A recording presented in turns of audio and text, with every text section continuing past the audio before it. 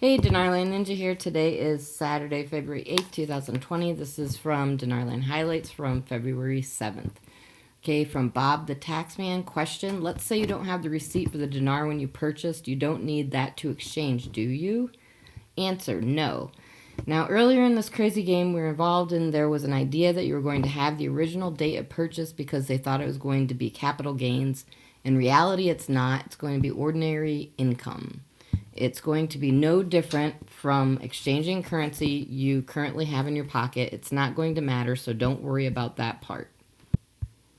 Okay, from Mark Z. In the past, it was a secret, and they never expected us to find out about these revaluations. That is why there's been so many delays. They never expected us to know. In Kuwait, only a handful found out. Then came the internet, and we found out. After World War II, Germany revalued. Japan revalued. In the past, Iran has revalued. When Venezuela has revalued. Look throughout history. In the past, it's always the elite who profited and could take advantage of it. They were profiting off of war.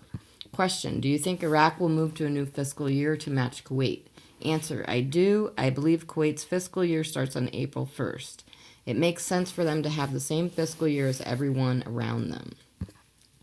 Okay, from Mountain Goat. Many are asking me for a new time frame for the reinstatement. I promised a new target once the Prime Minister was chosen. I'm very confident in Alawi in his abilities to turn Iraq around. Given a chance to do so, we know that January was optimal time for the CBI to reinstate the currency. It did not happen due to circumstances. But the CBI can reinstate the Iraqi dinar anytime deemed necessary or desired. We know also that until the New Year's budget for 2020 is opened and used, it still makes sense for the CBI to reinstate as if in January timeframe. I called my CBI contact and I was told that just like the previous 2 years, they had until the end of March as their deadline. If we go past this time frame, we are sunk again for yet another year. To me, this sounds like our new window.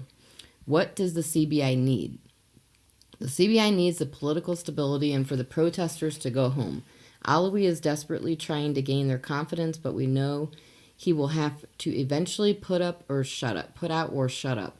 He will have to produce something meaningful for the citizens. This is probably going to be the HCL stipends. This is my guess.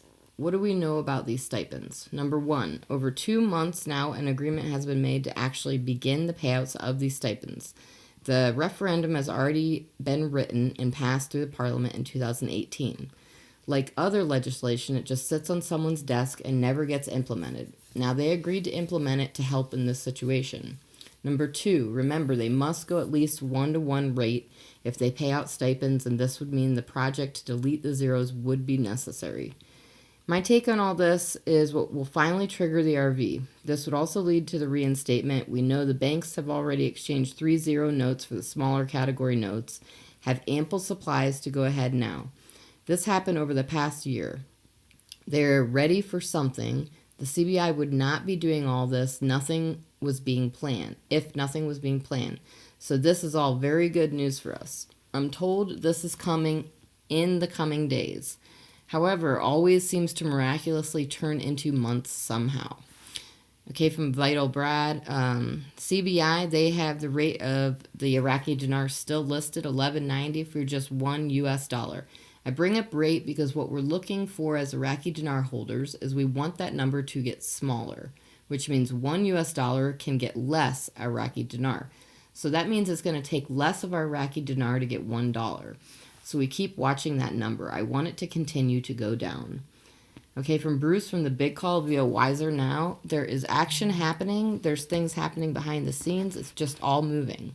I'm here to say things are in motion. We have heard some things talk about everything opening up overnight Thursday.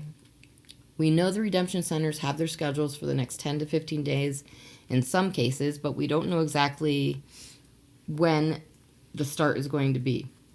They don't want us to know when it starts. They want it to be a surprise. My understanding was we were going to get going pretty soon after President Trump was released or acquitted. Okay. And that has taken place, so we're just sitting here waiting, ready and waiting. And that's all for now. Thanks for tuning in.